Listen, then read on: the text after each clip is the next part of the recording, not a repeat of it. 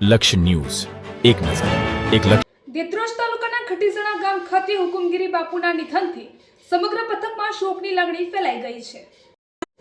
દેત્રોજ તાલુકાના ખટીસણા ગામે પથકના પ્રખ્યાત અને લોકપ્રિય વ્યક્તિત્વ હુકુમગીરી બાપુના નિધનથી સમગ્ર વિસ્તારમાં શોકની લાગણી ફેલાઈ ગઈ છે. તારીખ 9 એપ્રિલ 2026ના રોજ બાપુને વિધિપૂર્ણ અંતિમ વિદાય આપવામાં આવી હતી, જેમાં પાલખી સાથે વરઘોડો સ્વરૂપે અંતિમ યાત્રા યોજાઈ હતી. બાપુની સમાધિ વિધિ દરમિયાન પથકભરના લોકોનો વિશાળ જનસમૂહ ઉમટી પડ્યો હતો, જે તેમના પ્રત્યેના માન સન્માન અને લાગણીનું પ્રતીક હતો. હુકુમગીરી બાપુ એક એવા મહાન વ્યક્તિત્વ હતા કે જેમનું નામ સમગ્ર પથકમાં સારા માણસ તરીકે ગુંજતું હતું. તેઓ રાજકારણમાં સક્રિય રહી લોકલાડીલા નેતા તરીકે ઓળખાતા હતા અને પોતાના સમય દરમિયાન મહત્વપૂર્ણ પ્રભાવ પાથર્યો હતો. કહેવાય છે કે ગુજરાતના પૂર્વ મુખ્યમંત્રી આનંદીબેન પટેલ પણ તેમના નિવાસસ્થાને મુલાકાતે આવતા હતા, બાપુના માર્ગદર્શન લેતા હતા.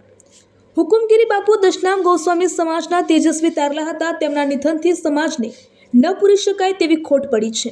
તેઓ માત્ર રાજકીય નેતા જ નહીં પરંતુ આખ્યાન કલાકાર તરીકે પણ જાણીતા હતા. રામદેવ રણુજાવાળાની સિરિયલના નિર્માણમાં પણ તેમનો વિશેષ ફાળો રહ્યો હતો. આ પથકમાં તેઓ એક પ્રેરણારૂપ મહાન વ્યક્તિત્વ તરીકે ઓળખાતા હતા અને તેમની યાદો હંમેશા લોકોના દિલમાં જીવંત રહેશે. હુકુમગીરી બાપુનું જીવન સમાજ સેવા અને માર્ગદર્શનનું અનોખું ઉદાહરણ હતું. Reporter Bhikhabhai S Patel.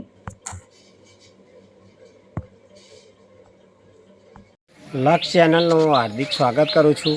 અને દેત્રોજ તાલુકાના ખટીસણા ગામે શ્રી હુકમગીરી બાપુનો એક એવું વ્યક્તિત્વ, એવો સમાજના તેજસ્વી તારલા કહી શકાય કે રાજકારણીમાં જ્યાં સુધી રહ્યા ત્યાં સુધી તેમને દબદબો રહ્યો છે. અને આજે પણ તેમના એ દિવસો યાદ છે જ્યારે ગુજરાતના માનનીય શ્રી પૂર્વ મુખ્યમંત્રી શ્રી આનંદીબેન તેમના નિવાસસ્થાને આવતા, ત્યારે તેમને નીચે બેસી અને બાપુની ગાદી ઉપર બેસી ભારતીય જનતા પાર્ટીના કાર્યકર્તા અને માર્ગદર્શન આપતા એવા શ્રી દશનામ ગોસ્વામી સમાજના આ ખોટ કોઈ દિવસ પૂરાશે નહીં. અને ભૂતોના ભવિષ્ય આ વ્યક્તિત્વ મળવું બહુ મુશ્કેલ છે. અને વટનું નામ એટલું એ હુકમગીરી બાપુ.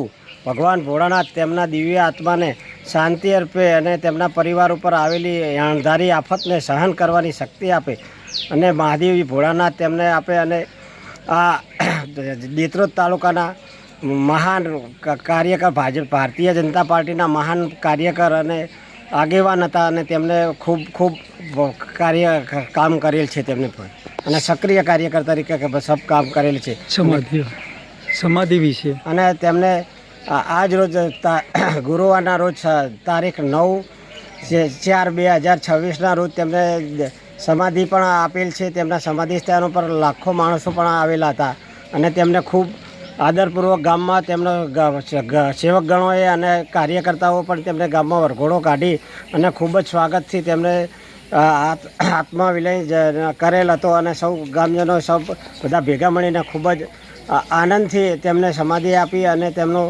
આત્મા સન્માન કરેલું છે.